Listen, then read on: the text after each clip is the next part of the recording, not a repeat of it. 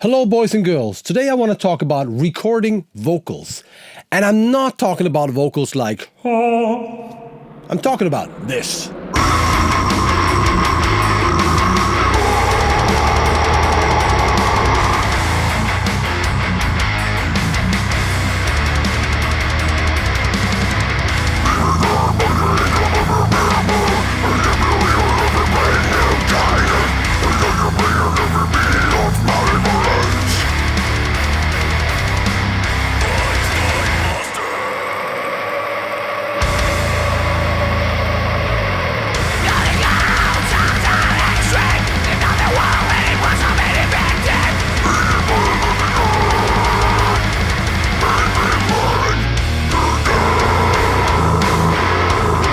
We're going to talk about recording harsh vocals, growls, screams, the evil stuff, not the nice stuff.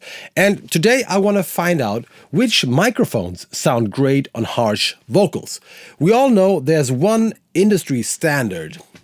This one. This is the infamous Shure SM7B that everybody is using for harsh vocals, and it is a great microphone. I want to compare this microphone to a lot of other microphones, to condenser microphones, to dynamic microphones. I want to check out some cheaper microphones and some really expensive microphones. So this will be interesting, especially because I think I found one or two sleepers. We will both compare the sound handheld and on a mic stand. Also very important. And finally, you will be able to download all the multi-tracks of the different microphones I have recorded. Because I know an A-B-C-D comparison on YouTube is nice, especially if you have a charming host like me. But it's better to download those files in a high resolution and import them into your DAW. And if you want to record harsh vocals, you need a great voice, not mine. So I invited someone, and that someone is, I think, one of the best death metal singers worldwide. C'est mon ami, Monsieur Julien qui est le chanteur de la groupe Benighted. You guys know Benighted? How's my French, by the way? He's a singer in Benighted, and he was here to record some stuff anyway. So I asked him to do this little test with me. And we used the song that I composed for my Grindstein pedal. This is the Grindstein pedal. There have been several videos. And there's one instrumental death metal song. I'm sure you know it. So we're using that playback, and Julien came up with some really cool lyrics about a creepy German producer torturing people somewhere deep in the German forest. I think you will find the lyrics below, and you can hear the entire song at the end of this video. Anyway, we're using that material to compare all those different microphones. But let's get started. Let's talk about the mics. So let's have a listen to the industry standard first, the SM7B, recorded without this one here. I always have the presence boost engaged and the low cut bypassed, at least when the microphone is on a stand. And here it is on the stand. So this is our reference, the Shure SM7B. I buries bodies in the affected god of Kohlekeller. I buries bodies in the affected god of Kohlekeller. The vocals are already slightly processed. So all those vocals are going into a group, and I'm compressing the vocals with two compressors. The Distressor from Empirical Labs. I buries bodies in the affected god of Kohlekeller. And the Master X from TC Electronics.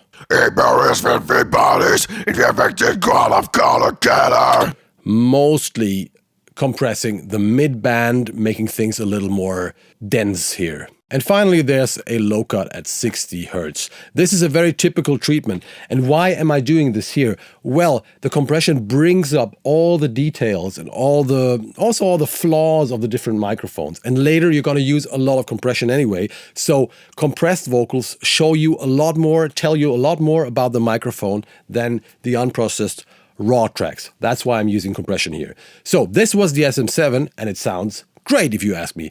It has that slightly telephonish sound. It really concentrates on the mids, not too much top end, not too much low end. The lower mids are slightly carved out, slightly thinner, and there's a certain bump in the upper mids, which just makes the vocals jump at you or just sit right in a mix.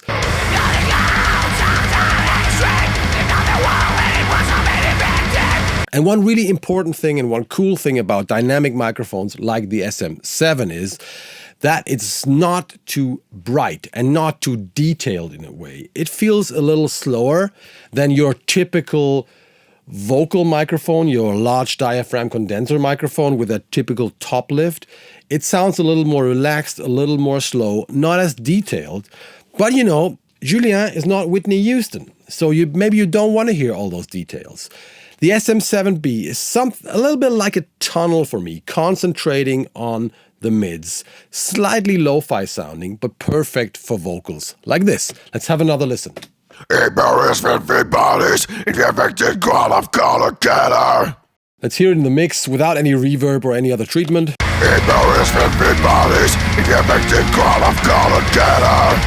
Buries bodies in the affected ground of Kohlekeller. So let's compare the SM7B to the condenser mics I used in this example. I pulled out 3 different condenser microphones. And as I've told you, your typical vocal mic usually sounds a little too bright or too brittle for those kind of vocals. And also just a little too detailed. Annoyingly detailed, so to say. So I pulled out 2 microphones first that are actually known for sounding good on vocals like this. 2 condenser microphones that have a little darker sound or a little more neutral sound that sound a little more relaxed and are maybe rather voiced for instruments and not typically for melodic vocals. One of those mics is a true classic. That is the AKG C414 XLS. I'm using that microphone on overheads, on guitar cabs, on bass cabs, on cymbals, on Leslie cabs. You can pretty much use it anywhere. And I've also used it on harsh vocals in the past. So let's start with the SM7 and then I will switch to the AKG. Here we go. Buries bodies in the affected ground of Kohlekeller. AKG. Buries bodies in the affected ground of Kohlekeller. Interesting. One more time, SM7. Buries bodies in the affected ground of Kohlekeller. And AKG. Buries bodies in the affected ground of Kohlekeller. That's interesting. It doesn't sound too different, right? It's maybe closer than what you expected. But let me tell you what the difference is. So first of all, you can hear a certain sheen, a certain top end in the AKG that is not present in the SM7. The SM7 just has less highs. There seems to be another octave on the AKG. Let's have another listen. I start with the SM7. Buries bodies. AKG. Buries bodies in the affected ground of Kohlekeller. So it sounds a little more open. The other difference is that the lower mids are quite a bit fuller on the AKG compared to the SM7. The SM7 instead has that higher mid bump, that aggressive mid bump, whereas, the AKG has a more linear upper mid-range and sounds a little fuller. I guess overall it's just a little more linear than the SM7, which means it sounds like a slightly fuller, slightly less aggressive version of the SM7 with more top end. You should get a 414 anyway. Every studio needs one. But if you have one, try using it on harsh vocals whenever you feel the SM7 sounds a little too lo-fi, a little too focused on the mids, or just a little too thin. If you need a little more body in the lower mids, this is a good microphone. So that was our first condenser microphone. Here comes the next one.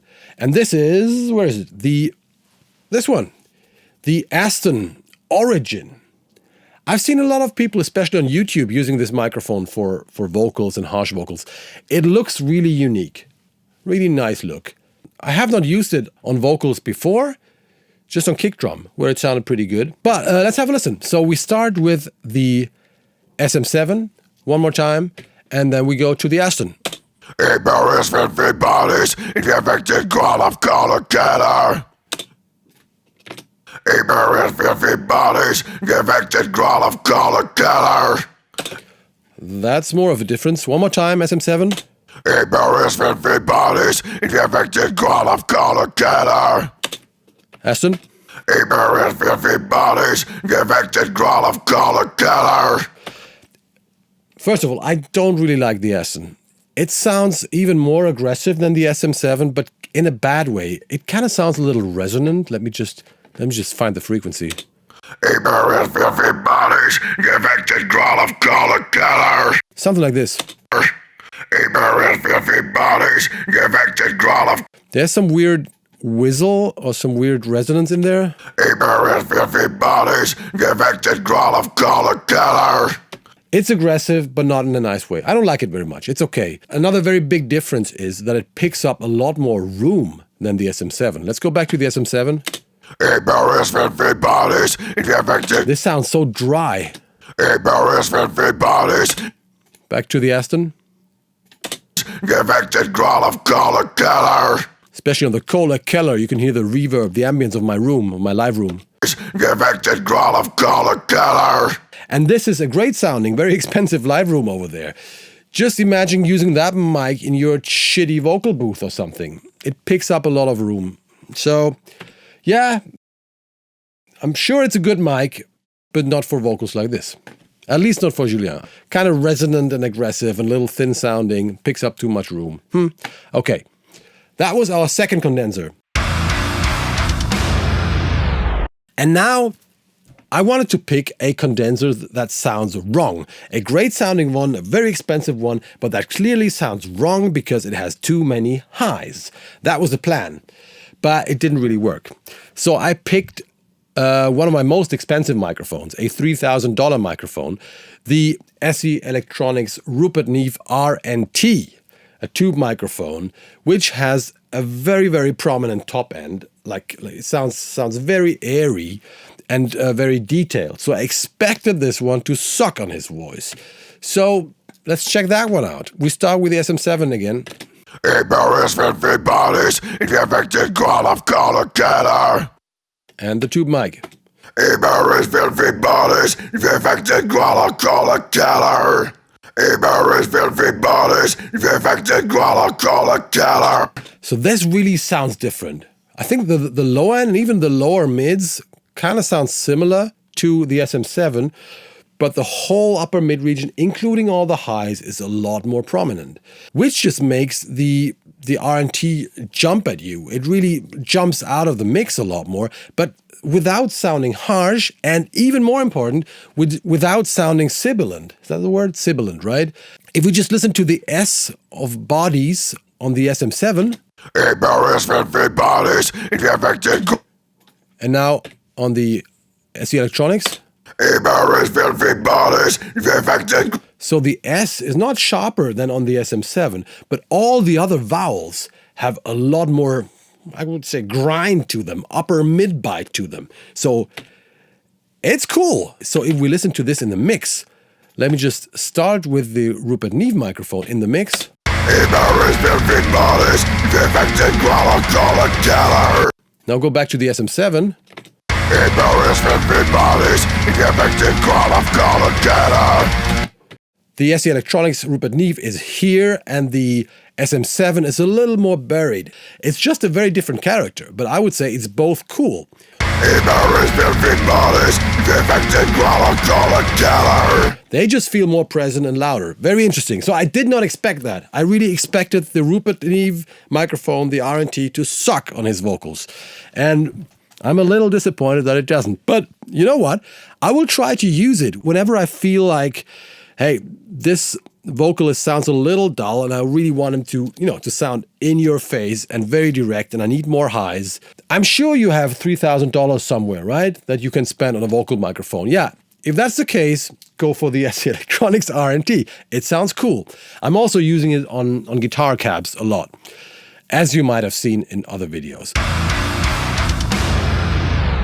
those were the condenser mics. I know there's a lot more, and I'm sure I will get a lot of comments from you guys saying, hey, test this, test that. I can do another video like this and test a few other microphones. Just let me know.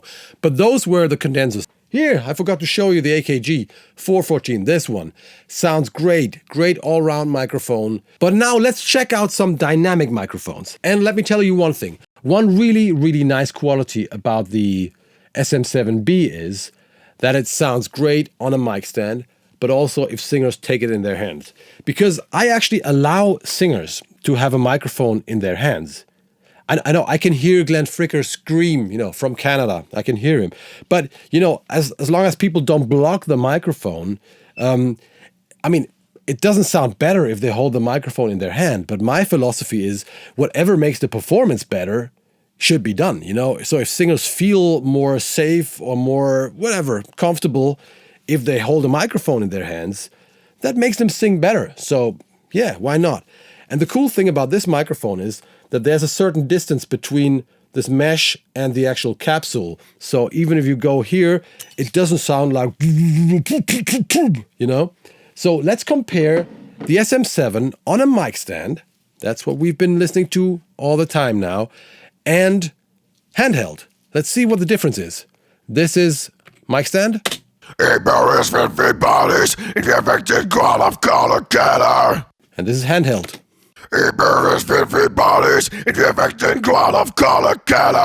Yes, it sounds the fucking same. And that's the cool thing about this microphone. Okay?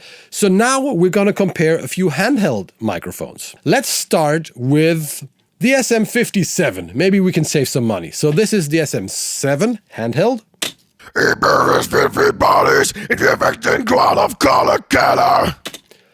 And this is the SM57.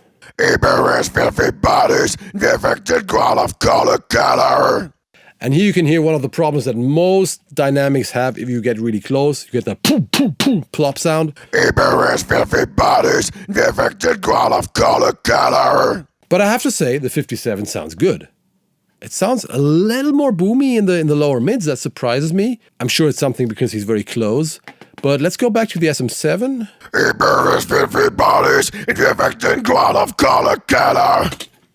57.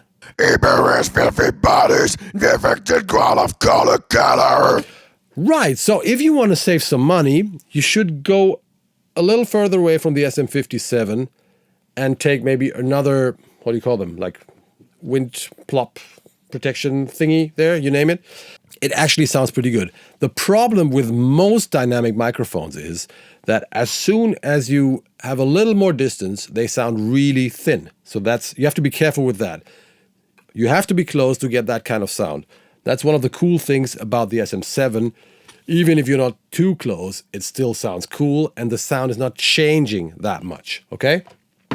So SM57, usable, but be careful because of the the plops, and you have to be quite close to it, so that's tricky.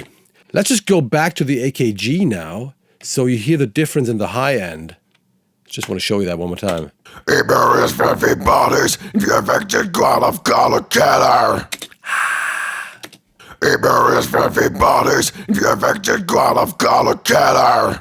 Look how dark the dynamic mics sound in the top end.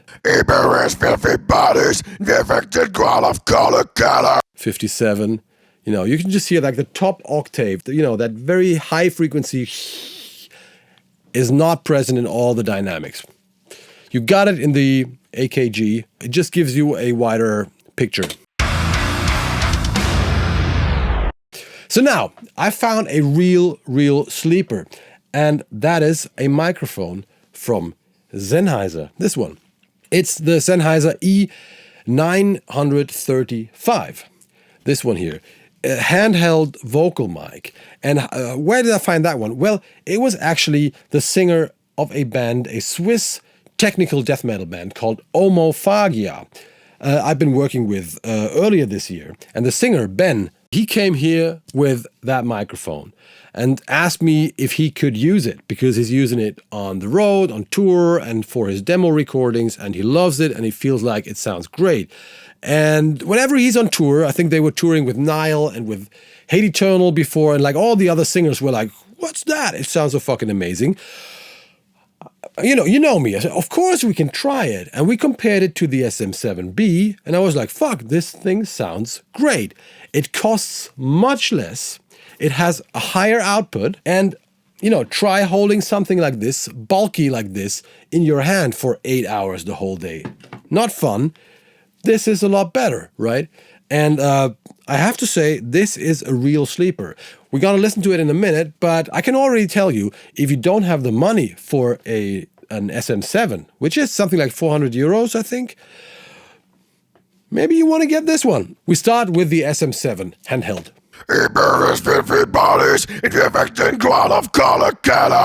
And here's a Sennheiser.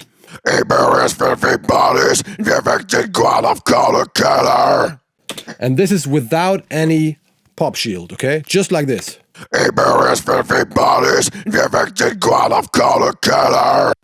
Go back to the SM7.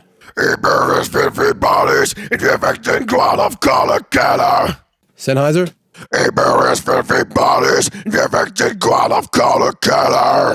It just feels like he's a little bit closer, so it sounds a little fuller. But I think if you just go back a little bit, it will sound so close to the SM7B.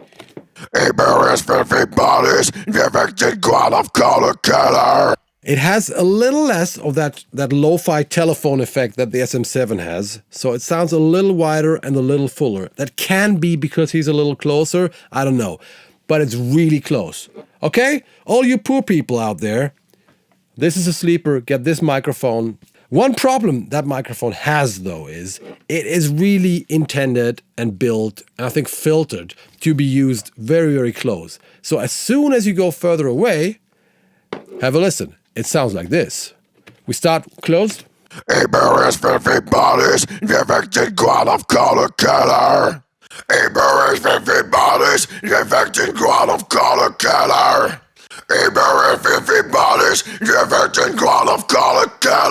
So that's the mic on a stand, this distant.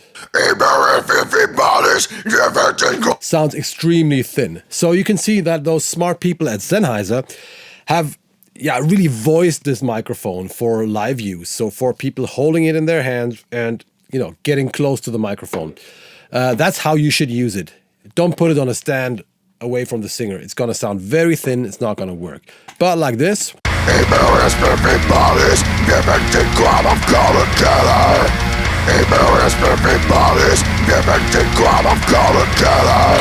So that's very nice.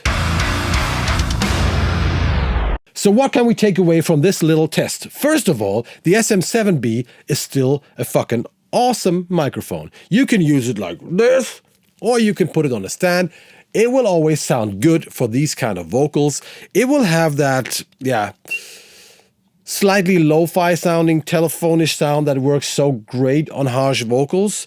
If that's what you want, get this microphone. It's great. There's one alternative if you want to sound a little more hi-fi. This microphone here. More expensive, but it can be used on a lot of sources. It sounds a lot closer than most people think to an SM7. It sounds more hi-fi, it sounds a little more polished, but it's a great microphone for this. Get one. No? And the other microphone that I want to recommend is this one, the Sennheiser E935. It sounds great. It just sounds very, very, very close to the SM7, maybe slightly fuller, depending on how close you get to it. It should be used like this and not from a distance. It is cheaper than the SM7B. It is a lot lighter. So if you want to hold it in your hand, this is a lot more fun. And finally, the output is a lot hotter than on the SM7B. Let me tell you this, there is no microphone in this world with such a weak output level like the SM7B. So you really need a good preamp to drive the SM7B. Every microphone we are using in this test has a lot more output. So if you want to use an SM7B, you should also invest in some professional preamps. That really helps because you need a lot of gain. So now Sennheiser sent me a lot of money. I think a lot of people will buy this microphone. No, I'm just kidding. I'm not getting anything for saying this. I'm not getting anything. If you want to download those tracks, and you see there's a lot of tracks, what you have to do is you have to sign up to my email list. Give me your email. Sell your soul to the devil. You know how that works. So there's a link below. You sign up, and in the final confirmation mail, you will see a link to where you can download all those multi-tracks and have fun with them. I'll even include like the instrumental part so you can see how it sounds in a mix. I will send you the totally raw, unprocessed files, okay? Have some fun with them. That's cool. Sign up to my email list. It's a good idea to do that anyway, because I'm sending some free stuff here and then. I'm doing private videos for the people on my email list, and we also have a Discord channel now. So if you're on the email list, you can also join the Discord channel and meet some nice people and do some nerdy stuff with them. All right, there are links to all the microphones below. Okay, so yeah, if you want to check them out, there are links below. I think that's all for today. I have to say thank you to Julien from Benighted for doing this. If you haven't heard about Benighted, check out that band. They're fucking killer. They're just fucking killer. I have produced, I think, all of their albums, except for the very, very first one, like 20 years ago, and mixed them. And so, yeah, they're good friends, great band. Check them out. That's all for today. Let me know if you want to see more content like this, if you want to have me, do more vocal or microphone videos, stuff like this. Leave a comment, subscribe to this channel, the usual blah, blah, blah. I love you all. See you in hell, motherfuckers. Bye-bye.